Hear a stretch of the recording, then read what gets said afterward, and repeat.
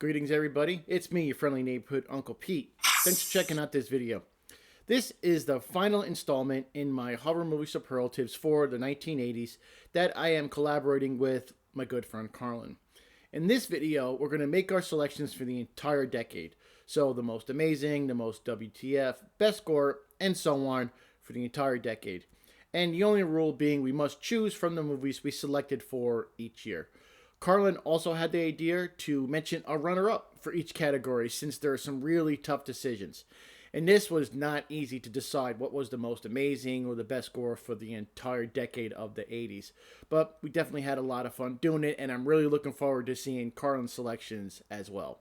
And a huge thank you to everybody who's been watching his videos every week, leaving comments down below, letting us know their selections. You know, suffice it to say, Carl and I had a blast with this, and we're looking forward to seeing what the next decade is and, you know, tackling another decade for some horror movie superlatives. Real quick, if you haven't subscribed, please hit that subscribe button for both of our channels. He puts out great content every week. Also, I'm currently at Camp Crystal Lake for the summer, covering all the Friday the 13th movies for my Nails in a Coffin series. So you definitely don't want to miss those out because those are a lot of fun as well. So hit that subscribe button. Well, thanks again, and let's get down to it, and let's pick out some horror movie superlatives for the decade of the 80s. The most amazing horror movie for the entire decade is The Thing. Came out in 1982. This is one of the best movies of all time. John Carpenter created a true masterpiece of horror. There's not much that I just don't absolutely love about this movie. The score, the acting, the directing, the effects, the story, the tension it builds. The masterful way John Carpenter uses ambiguity to make you feel like something is off. It's as close to perfect as you can get for a horror film. The scene with Nora's Thing is one of the best moments in the history of horror. What hasn't been said about The Thing? And it's funny that this movie technically bombed when it was released, and I believe John Carpenter even lost Firestarter to direct it because of the box office results for The Thing. Little did they know that it would become one of the most beloved horror films of all time. And even if you looked at every decade in the history of horror in cinema, I think The Thing would 100% be a contender for the best of all time. And it surely is my pick for the most amazing horror movie to come out in the 1980s. My runner-up is my favorite movie of all time, Return of the Living Dead, which was released in 1985. I've seen this movie so many times, and like I said, when I covered it for 1985, I can pretty much give you the dialogue from this movie. It's just a movie I love. It's my go-to movie. Anytime I'm on a flight, I watch this movie on my phone or on a tablet. It makes the time go by fast. I know the dialogue. I know everything that's going to happen, and I enjoy it every single time I see it. It's my favorite movie of all time, and it was an easy selection for the runner-up for the most amazing horror movie to come out in the 1980s. My selection for the best So Bad It's Good movie of the 1980s, Pieces. I love this movie. It's an early 80s slasher. It's about a killer on a college campus, stalking, killing, and butchering young co-eds. Some of the acting and dialogue is questionable, like when the young woman is talking about effing on a waterbed and smoking weed. The most beautiful thing in the world is smoking pot and fucking on a waterbed at the same time. Lots of funny scenes that you're not even sure if you're supposed to laugh at, like when the other woman is yelling, "Bastard." Bastard! But I do like the effects in this movie. People often confuse it with a giallo film because it has a very giallo feel to it. But it's not a giallo film, but I can see why people feel that way. I do smile every time I watch this movie. It's fun and entertaining.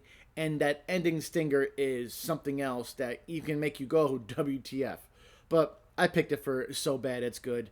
It's a great movie. And also, I have covered this movie on my Nails in a Coffin series. And I should remember to put a little link up there below, so please go check it out and let me know what you think. This is an underrated film. It's a So Bad It's Good film. It's a WTF film. And looking at all the movies I selected for So Bad It's Good in 1982, yep, it was my winner for the best So Bad It's Good movie. Now, my runner-up, I went with Vampire's Kiss. Nicolas Cage is great in this movie. This is an entertaining movie. And I don't think if you had Nicolas Cage in it with his performance, it wouldn't have the cult following that it does. And it's just more than his performance in this movie. I think there's a sadness in this film when you see that Peter Lowe really is suffering from a mental illness, thinking he's turning into this vampire. It's an underrated gem. It's a fun movie. Yeah, it is. So it got a lot of craziness to it, but yeah, that's why I selected it for my runner-up for the best so bad it's good movie of the 1980s. And for the best WTF movie of the 1980s, I went with Basket Case. This was a difficult category to select the movies from because there were so many WTF movies that come out in the 80s. And Frank Henenlotter is pretty synonymous with WTF. So I had to go with a Basket Case. Belial's look alone is a whole lot of WTF. The story is insane. I do love the stop motion effects, and Belial's scream is pretty frightening. The first time I saw Belial trash the hotel room, I literally went, WTF is going on, and I pretty much do it every time I watch this movie. Just Belial's look is just so disturbing, it's just so odd, and it makes you go, WTF. And I think that's kind of a badge of honor, and no better director deserves to wear it other than someone like Frank Henenlotter. And yeah, best case, WTF movie for the 1980s. Now, my runner-up goes to Blood Diner. You got nude aerobics, you got a wrestler named Jimmy Hitler, you got Sheetar, you got the dialogue, which looks badly ADR'd at sometimes. The performances are really weird. You got a mannequin in a diner that they're talking to like it's a real person. It's just a really weird movie that makes you go, WTF. It almost feels like a trauma movie sometimes because it is so WTF. And it is a fun movie. I'm not saying I don't like it. I love Blood Diner. It's a blast. It's a fun, wild ride of a movie. And that's why I selected it as my runner-up for the best WTF movie of the 1980s. For best gore, I went with An American Werewolf in London. Another category that was almost not fair to have to pick a best gore for the entire decade. But I did go with one of the greatest werewolf transformations ever. Rick Baker, his special effects are incredible in An American Werewolf in London. He even won an Academy Award. His effects were so great. And it was just more than just David's transformation in the middle of the movie. I loved seeing Jack's deterioration, seeing an eviscerated corpse down into this decaying, rotting corpse. Is great when David's in a movie theater talking to all of the victims, seeing how he had killed all of them, and then the werewolf transformation in the movie theater. The way the werewolf looks at the end is just incredible. It has some of the best gore in horror. It is so excellent, and that's why I had to select it. Now, for my runner-up, I went with Hellraiser. Like I said in my movie for 1987, Frank's rebirth is just gorgeous in its gruesome brutality. I've watched that scene on YouTube many times just to watch that, rebirth scene because it's just so incredible how it was done just from a few drops of blood to see Frank's corpse get reanimated. Then you see his skin corpse throughout the movie. It's just so good. But the Cenobites also look amazing. Pinhead, the Chatterer, all the Cenobites. Great, great, great movie. I love it, and I had to select it as my runner-up for the best gore of the 1980s. For most unique, I went with Terror in the Aisles, one of the earliest horror film documentaries. This film was In Search of Darkness almost 40 years ago. It had clips from some of the greatest horror and sci-fi films to date, and it probably introduced many, many people to films they never heard of or even saw before. And I think that's really cool, and there's no other film like it that came out in the 1980s. Donald Pleasence and Nancy Allen are perfect hosts. Their delivery and tone really sold the scenes that they were introducing.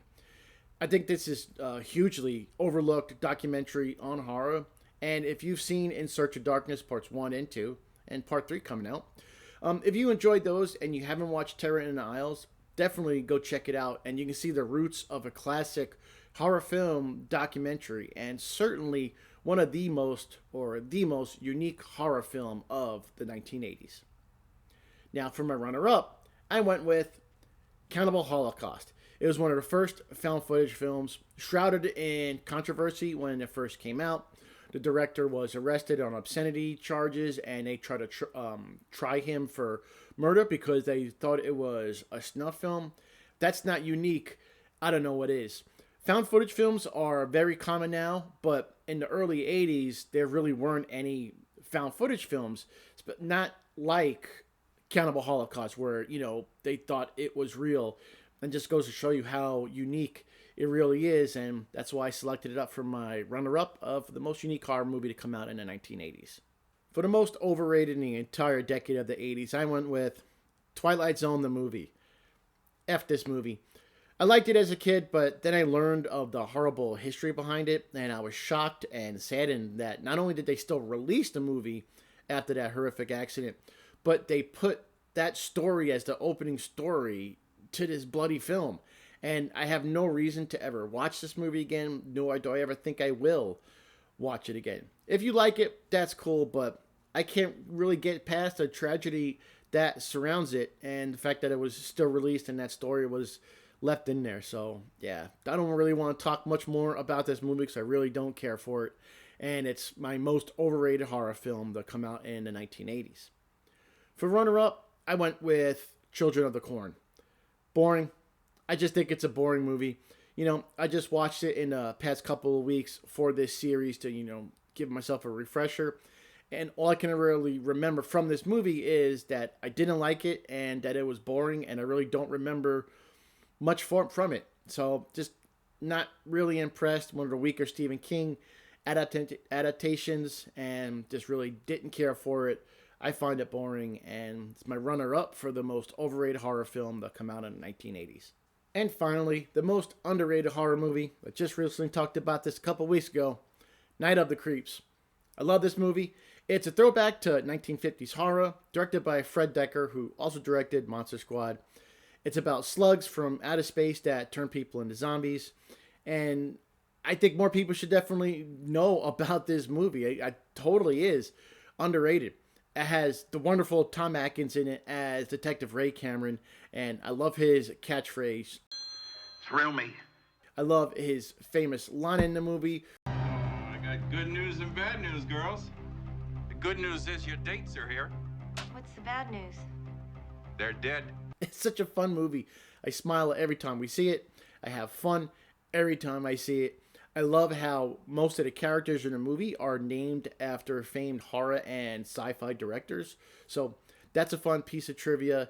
It's a great movie, totally underrated, and I love it, and I definitely think you should watch it and talk more about it. Now, for my runner-up of the most underrated horror movie of the 1980s, I went with a movie I love dearly, The Burning. With just some minor adjustments, there could have been a Burning franchise just like Friday the 13th. This movie came out only 1 year after the first Friday the 13th, and it's about a bunch of kids at a camp being killed by a disfigured killer. Sounds very similar to Friday the 13th. You got Tom Savini's special effects. It's got a fun cast, fun story, great effects. Check out The Burning, and it's my runner-up for the most underrated horror movie to come out in the 1980s. Ladies and gentlemen, those are all my picks. Here's a quick summary. Now, looking back at the entire decade, well, Carl and I also wanted to see what year had the most best of selections, including the runner-ups. So, for me, it looks like 86 and 89 each had one movie selected for those years. 1981, 85, and 87 had 2 movies selected for those years, and the year with the most best of selections was 1982 for my most amazing, my most so bad it's good, and my best WTF movie of the 1980s. So according to these selections, for me, the best year in horror for the 1980s was 1982. Don't forget to let us know what your movies are down in the comments section down below. We love to read your selections for the year by year throughout the series with Carl and I would really, really love to know what your selections are for the entire decade, and I can't wait to watch Carl's video as well. We don't know what decade we're going to do next as of me recording this video. I know Carl's going to put up a poll on his channel, and I'm excited to see what it's going to be, if it's going to be the 70s, the 90s, the 2000s, whatever. I'm sure we're going to have just as much fun. And big thank you to everybody who's watched these videos and has subscribed to my channel.